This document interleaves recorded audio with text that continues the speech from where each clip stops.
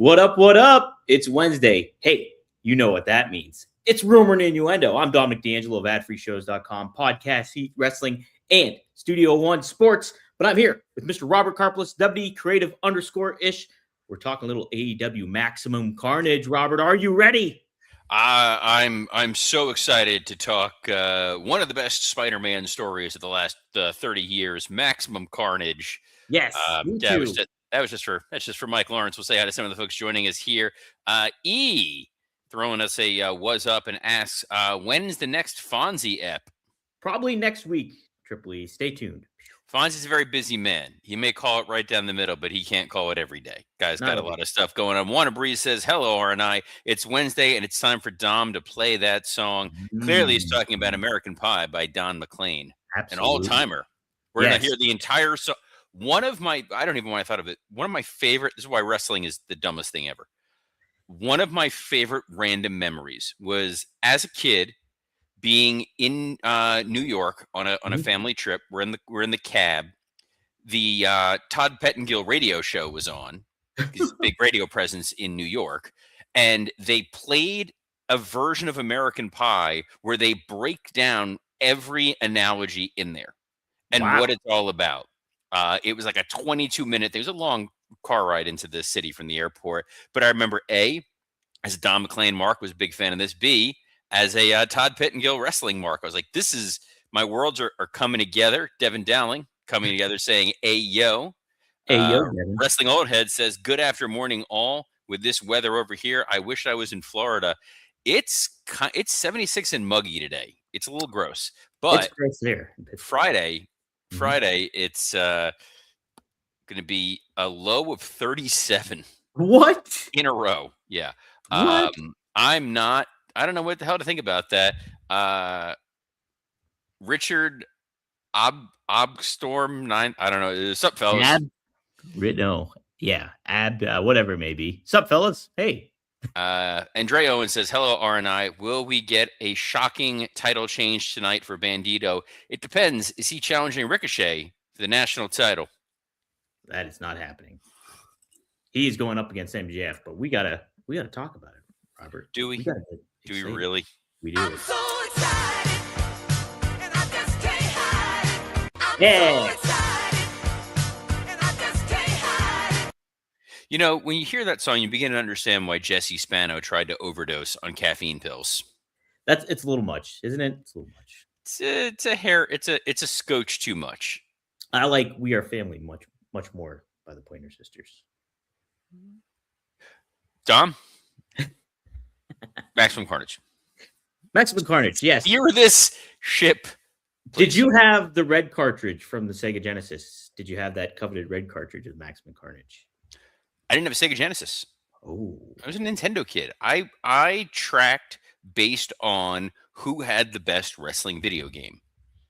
So it was Nintendo, then it was Super Nintendo, then it was N64, eventually made the leap to the PlayStation 2 because of the SmackDown series. Now, Royal Rumble on the Super Nintendo, they had different characters on that one. And then the Sega Genesis one had Hulk Hogan on the Royal Rumble 93 game. It did. The Raw video game was a big deal because it had like the video game version of the Raw theme song. Yes. It was tremendous. So the thing about a Sega Genesis, though, the music was much better on the Sega Genesis. It wasn't like the video game theme. It was more to the actual music. Which Devin Dallin bringing up GameCube, Day of Reckoning. I actually did own a GameCube. It was terrible. I don't think I ever used. I'm not a huge video game guy. There are like 3 or 4 that I would play on my system religiously. Yeah. And the thing about video games with the economics of it is it sounds like it's an expensive purchase, but when you factor in the amount of hours and time that you spend playing it, it winds up being a more economical version of entertainment than, say, going to a movie. You go to a movie, you're there for 2.5 hours. It's like $20 for a ticket. You spend $50 on a video game, you may play it 20, 30, 40 hours. So your dollar per minute ratio winds up being better. There's a whole YouTube video I watched on this on economics. Well, there's No Mercy. Is that the pinnacle, Robert? Or what? There's nothing better than WWF No Mercy. That is the single greatest video game ever made in the history of time, space, and the universe. Nothing's topping it. I know AEW tried, and I do respect them for trying. I know that they were like, we're going to bring in all the people, we're going to try to make it all work. And that AEW Fight Forever video game was not very good. I never being played diplomatic. It was. I played it out of, again, the love of No Mercy, the fact that I'm like, well, this is one thing Kenny Omega should be able to do properly. Now, Wrestling Horror it's the case for me here. The genesis of No Mercy was WCW NWO Revenge. 100%. It was. Christmas. It was the Japanese game, the Fire the World Pro. Tour. No, it was not WCW World Tour. There was a Fire Pro, whatever. There was an underlying wrestling engine game. Yeah, I know what you're talking about. Ultra Pro, not Ultra. It was Fire Pro, whatever the hell it is. I also love. There was a great clip. Raven was on Chris Van Vliet's show, and they're like, why were you on the cover of that WCW video game? Like, it's Sting, it's Hulk Hogan, it's Goldberg, and it's Raven. He goes, the guys who made the game just happen to be big fans of mine. See, I thought it was because of the factions. Because if you go through the categories, it's like everybody was in a faction in a group on that game on the select screen, and Raven's Flock was one of them. And I was like, well, that makes sense why Raven's on the cover. They looked at the cover and they said, what about him? What about Raven? What about him? Fight Forever was. Ron Bree says right there. I played Fight Forever because I got it free. It was so bad. Oh no! It was kind of like AEW in the sense of there's what we want, and then there's everything else they're going to give you. We're going to give you 700 mini games. We're going to have a situation where someone's riding a horse. There's going to be all kinds of extras. Like, no, just give me a solid wrestling engine video game that I can, play and enjoy, that has repeatability. A simple crate system was all I wanted. Like, that was it. I don't think that matters as much anymore because I'm pretty sure you can download. I don't go deep into the weeds on this. It's nuts. It's nuts. I have not played. Has anyone ever created you in one of the video games? I created myself once on there. It happened. Somebody for one of the WWE 2K games made me, Dan, Mike, and Scott. How were that? Well, how was the? I don't know. I didn't have that particular game, so I never played it. But here's hoping that doesn't happen. It's make us on the game. Anybody that plays the 2K25 or whatever. I did work on a couple of video games when I was at WWE, so that was pretty cool.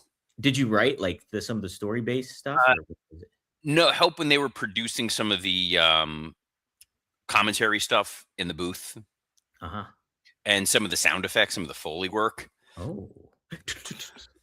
We're 8 minutes in. We got to talk about not how bad the AEW video game is, but how amazing AEW Maximum Carnage is going to be.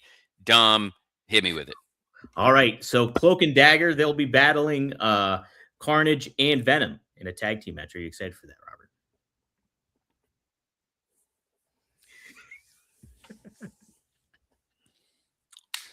Kenny Omega I have spent the better part of the last hour before this watching a legal CLE professional responsibility video. More pleasant than talking to you. You don't want to talk Carnage? Get Spider-Man. Kenny Omega makes his return tonight, Robert. What do you expect him to say? Is he going to just confront MJF after MJF defeats? How is it a return? Because he was on TV like 2 weeks ago with that creepy ass Kevin Spacey New Year's video. That's right. He did do that, didn't he? So he like vanishes, but you kind of forget that he's vanished. And the assumption is always that he's gone because, he can't make it up the stairs or something like that. I'm surprised they're announcing a Kenny Omega return simply because MJF has another story going on there with Bandito. So Kenny showing up, it kind of feels like after MJF retains that Kenny comes out like smoking a pipe, wearing a velvet robe or something like that, and he's like, "Why, hello, Mr. Jacob Friedman." Is he like Christopher Walken as the Continental Champagne? Less that and more when Bart dressed up like Hugh Hefner. Oh yes, the same level of authority. sure Kenny's a very nice guy, by the way. I just there's something about him that's such a degree of unserious but serious that doesn't align with me. How would you have positioned Kenny Omega in his career, like in AEW specifically? What would you have done to kind of get him to the where he was supposed to be?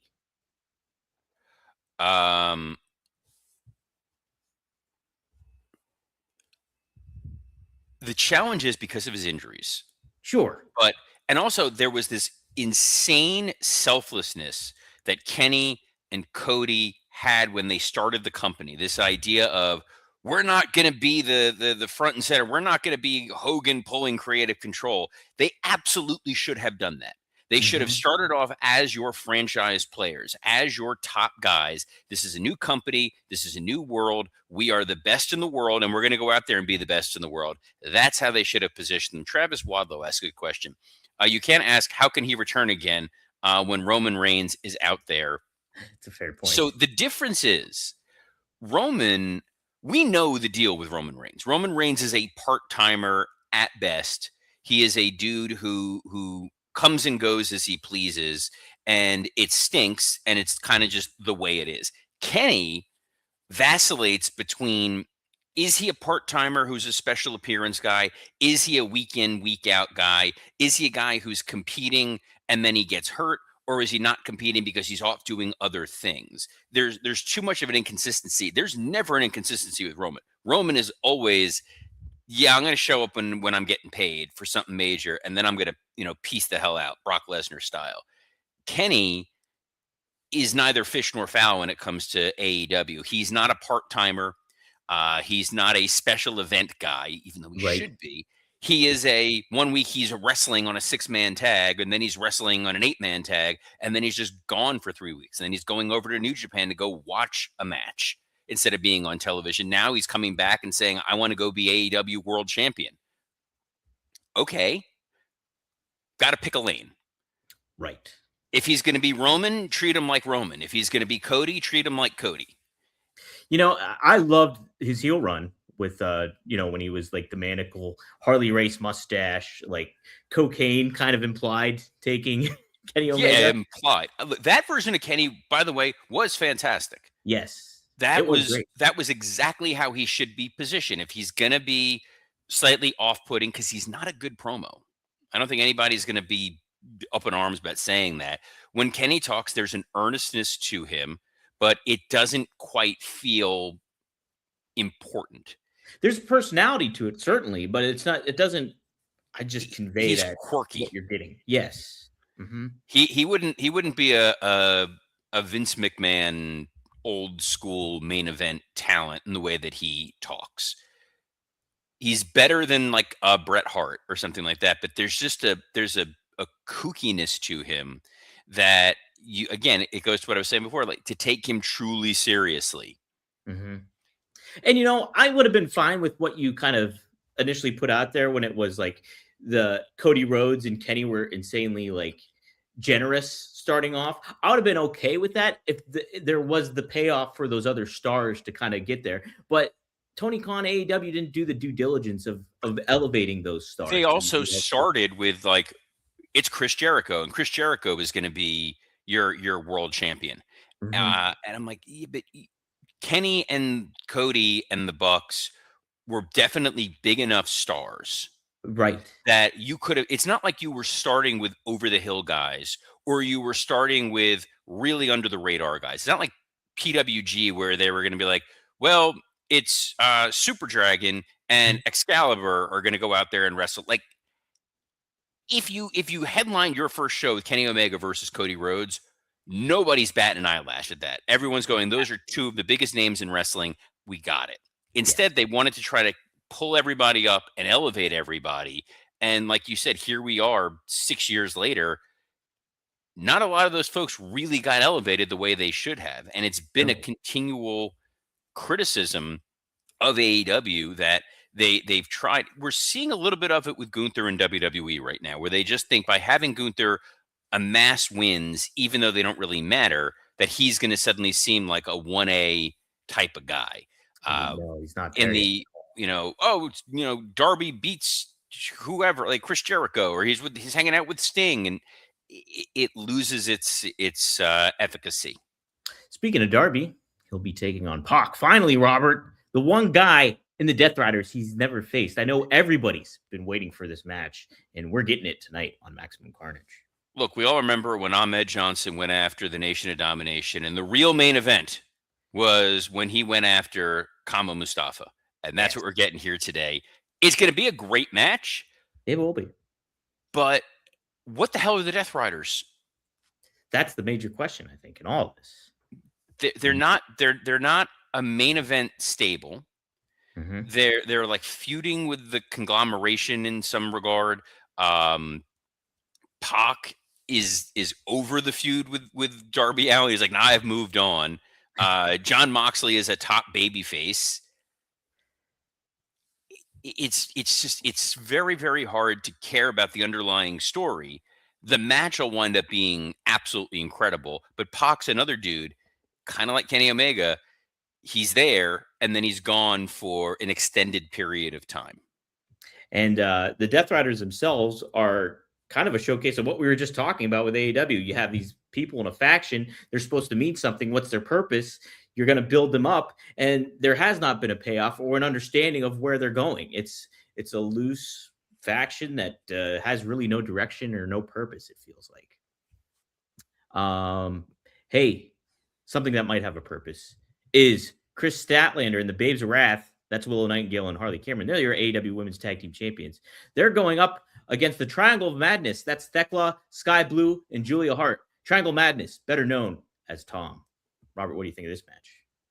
Their name is the Triangle of Madness? That's their name. Why Tom. did I think they were called the Sisters of Sin? Is that just Julia and Sky Blue? That might be. They have two names? Probably. Look, they're my favorite tag team in all of professional wrestling. Yes. Just promo machines not seen since Kenny Omega. This will be fine. I guess this is to solidify that Willow and Chris Statlander are besties now and everybody gets along. And the best way to showcase your tag titles is to put them in a 6-woman tag, I guess. Did you notice that? I didn't notice this, that they were in Powerpuff Girls uniforms, I guess, the week before or something. Which ones? The Babes of Wrath and Chris Statlander. They all wore Powerpuff Girl.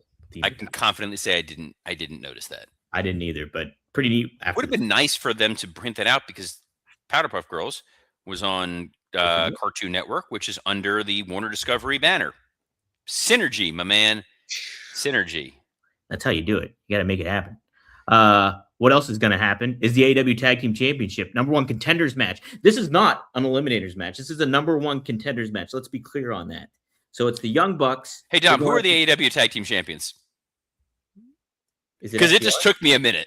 Is it FTR? It's FTR. Okay. I genuinely had to pause and figure out who the hell the AEW Tag Champs were. Well, they could go up against the Young Bucks. That's Matt and Nick Jackson. They're brothers, if you didn't know. The Gates of Agony, Jet Speed, Mike Bailey and Kevin Knight, and the Don Callis family. Which of the Don Callis family? It's Jake Doyle. It's Mark Davis. Are you Doyle ready? and Davis, attorneys at law. We're the accident attorneys, and that we're gonna cause an accident for you. Which now makes it sound like you peed yourself. I was going down a different path, and we're gonna make you cause an accident. Yeah. Anyway, knowing that it's FTR, I guess the thought process here is heel FTR versus babyface Young Bucks. You go into that quick again? You think? What else is it? You're not going to do FTR versus the Gates of Agony. You're not going to do FTR versus the Don Callis family. Them versus Jet Speed. Didn't that happen already? I feel like I've seen it a lot. And also, Jet Speed doesn't exactly have a ton of momentum right now. The Bucks are back as we wear tassels and we're all baby faces again. It's like they're now trying to get all the elite guys over as super baby faces again. Jack Perry is smiling Jungle Jack Perry. Forget about Scapegoat. Forget about the guy who was off making like knives in the woods or is the reason CM Punk isn't there. He's a good dude. We all love him. The Young Bucks, forget the 2 years of storyline we've had. They wear tassels now. And Kenny Omega's back to be the world champion. Yeah, a little peculiar. It's like they're they're about what 5 years too late on this. It feels like with a lot of these stories. Um, Said while we get the Bucks versus FTR before Cope and Christian, what if Cope and Christian return and make a 3-way tag? Who the hell are Cope and Christian? Did they do like a 10-second pose? Is it? You know what's kind of wild? I was thinking about this because we brought this up, the Finn Balor situation. Yeah. It kind of feels like what I laid out is where this is ultimately going to go, because I can see a situation where Liv Morgan and Roxanne Perez win the women's tag titles, and Raquel Rodriguez wins the women's title, and Dom has the Intercontinental title, and then Finn's kind of the odd man out, and they push him out. What's even wilder is to think that Judgment Day is still going, and it was started by Cope. Who? Edge. And who's going to have the edge in the main event? That's MJF. That's Bandito. This should be a really fun match, Robert. And for the short time frame that they've done it, I do like some of the aspects that they have to building this, but I think this should be a match on a pay-per-view, to be honest. But what do you think? When is their next pay-per-view? It used to be easier when they had like 4 shows a year. Now they have like 8 or 9, and there's a lot going on. I'm fine with this being a TV match because Bandito clearly is someone that they earmark as he's going to be special for a long, long time. MJF likes to go all out on television. Mm-hmm. So we're going to want it. Pun intended. No, that was not no pun was intended there. He's going to absolutely crush it when he's out there. And then you're going to have Kenny walking out, eyeing the title. The 3 guys whose names we did not say because they're not on the preview are Swerve, Hangman, and Joe, who are all going after the world title. So the idea that there's a lot of people who want to bring down Mr. Maxwell Jacob Friedman should make a compelling story. And MJF getting a heel win over Bandito, if I had to pick the spot, by the way, he goes to steal Bandito's Dynamite Diamond Ring. Bandito kicks it out of his hand, so Max reaches in and pulls out his own Dynamite Diamond Ring that he has, and that's what he hits him with, and then gets the pin. But who the hell knows? There's other companies I worry about booking for, not All Elite Wrestling. That's right. Primarily my friends over at Boca Raton Championship Wrestling for our big show coming up March 1st, which will feature Lloyd Anoa'i, who somehow wound up on the run sheet today because he called during our show yesterday. I think this is what you guys were talking about, actually, is The Rock. He was asked on PW Mania about The Rock potentially making a return to WWE at some point. He says, and going up against his other cousin, Roman Reigns. He said, I'd love to see it. That match would be a record breaker. WWE teased it before and pivoted, which I thought was smart, but I don't think it's off the table. Even if The Rock isn't wrestling full-time, he'll be back in some capacity. The storylines in WWE always leave room for surprises. So, was that what your phone call was about, Robert? Yesterday? No. Oh. No, it was about our big show in March. And when that's in April. Yes, The Rock is always on the table for a match. Him and Roman, I don't see it happening in April simply because The Rock lost all that weight for this most recent movie role that he had. I don't know that he's going to have enough time to pack it back in. And the fact that Rock and Roman are not week in, week out competitors, and that's going to headline that would be I don't know how great a match that would ultimately wind up being. I think it would be a lot of gaga, be a lot of smoke and mirrors. It would also potentially explain why Drew is world champion right now. That you could do a Drew match, with a Drew, Cody, Jacob Fatu triple threat, and that not main event a night of WrestleMania if you're main eventing with The Rock versus Roman Reigns. But boy, if I knew I was going to have that match, I'd be advertising the hell out of it long in advance and sell a lot of tickets. Yes. Yeah, you definitely want to make that happen. But, I mean, what are the odds? Like Wrestling World says, final boss in Boca Raton Championship Wrestling. Is that gonna happen? Well, he does have a place in Davie. He ain't that far away. And Ava's Ava and I go way back, so maybe we try to make this happen, Dom. How would you book The Rock in Boca Raton Championship Wrestling, Rob? Kid's never worked there before. He's got to earn his stripes. Well, is that why you bottom of the card? He's gotta you gotta start off with Cavana back makes his return. Exactly. We can do Flex back in the Florida Indies scene and have him take on Cha Cha Charlie to be a hell of a match. What was a hell of a match was John Cena's final match, and John had a little bit more to say about that. Dom? Yes, he was at the Fan Expo in New Orleans and was asked about tapping out. John thought his ending was perfect, and this is what he had to say. I guess it kind of parallels my career. I think it was a perfect end because a whole lot of people thought it sucked, and a whole lot of people thought it was special. And that's kind of been my story for 23 years. So I thought it was perfect. What a John Cena answer that is, right? That is a very John Cena diplomatic answer. And yes, some people definitely thought it sucked. Some people thought it was great. I've seen some follow-up stuff that makes it harder for me to really be on board with the decision that he made. I talked about this, I think, on Working Stiff. An acquaintance of mine, his son was part of the Make-A-Wish group that was there that night. Yeah. And his son is of a young enough age where kayfabe is alive and well. When John Cena is telling this kid who's in a fight for his life, like, never give up, and then he sees John Cena give up, it was a tough pill for them to swallow. And I kind of feel like if that was the booking they were doing, maybe that's not the night you do a Make-A-Wish. Like, I get both sides of it. I just think in that one particular instance, given the severity with which that finish was going to take place, probably would have bypassed it. That's just me. I also don't love how the Gunther falling action has occurred since then. It doesn't feel like making John Cena tap out has transcended and made Gunther the biggest single star in all of wrestling and all of entertainment. But speaking of folks who are massive in entertainment, want to wish a very happy birthday to Mr. Mike Lawrence. Oh, who was part of the writing staff that did a stellar job on the Golden Globes on Sunday night. A couple of his jokes made it on there, and they were tremendous.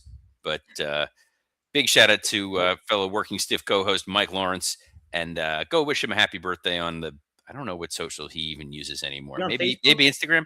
Facebook. I don't know if his Facebook is a public Facebook. It might just be like, I've made that mistake with other folks before where I'm like, oh, you can just send them on Facebook. And I'm like, I didn't know they had Facebook. And I was like, oh, they don't. Him a picture of Earthquake. He likes Earthquake. He would love that. Yes, he is a big John Tenta guy. He got to help work on the Dark Side. Did he really? I didn't know that. Oh yeah, no, that was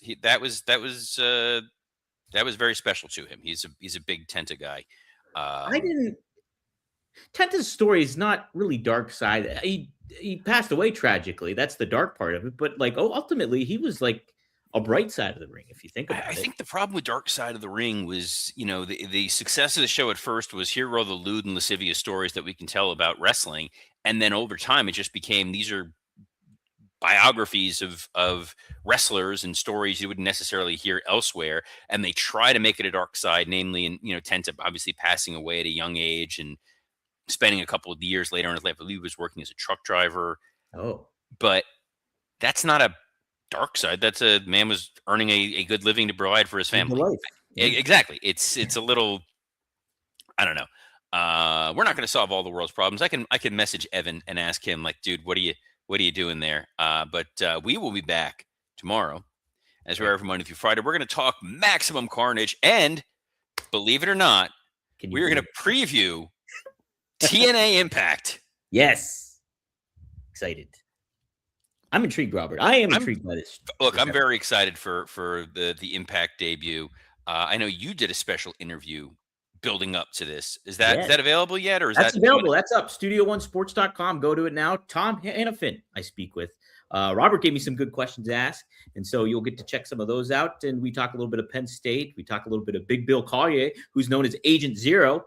He's in the promotion that I work for too, IWC. So talk about him a little bit too. So check it out. It's a really good interview and a little teaser for January 15th tomorrow for AMC. So there you go.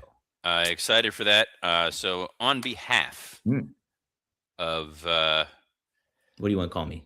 I was going to say something, and then I literally got distracted by your sweater, and then I was going to call it a Cosby sweater, and then I realized in 2026 you can't say that.